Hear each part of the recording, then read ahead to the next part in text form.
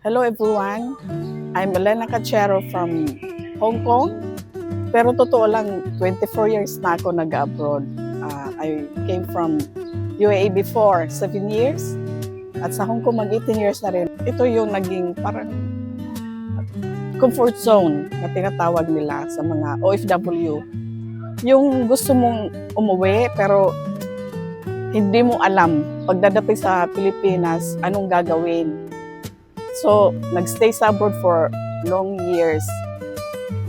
But one day, na pinarealize sa akin, ang pag-abroad ay hindi panghabang buhay.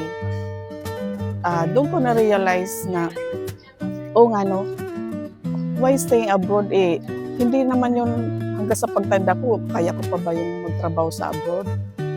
So, sa video na yun, nagtanong ako, paano ba yung uwi sa Pilipinas na wala akong aalalahanin pa? Kasi yun naman ang dahilan bakit nagstay ako sa abroad ng matagal.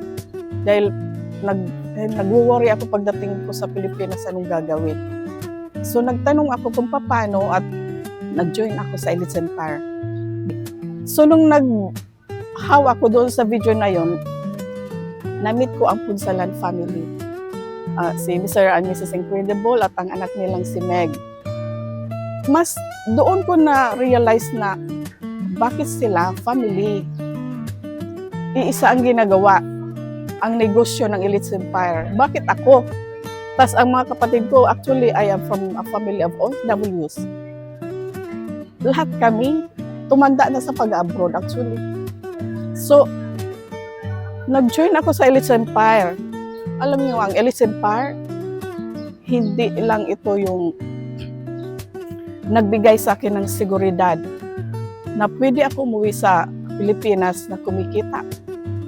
Kasama ko pang family.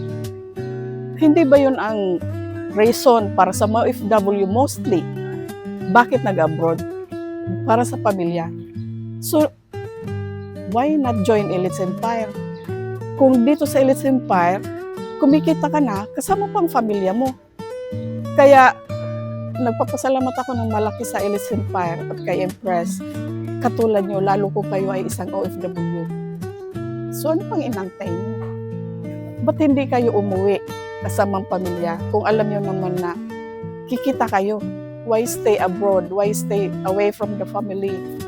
Kung sa Pilipinas lang naman, kaya nyo naman palang kitain. O kaya nyo naman palang maging secured kahit nasa Pilipinas lang.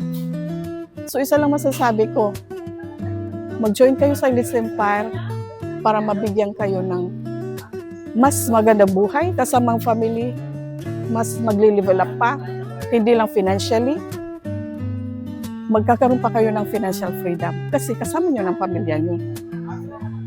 Kaya thank you very much, Punsalan family, for bringing me here sa Elites Empire and Empress. Thank you very much.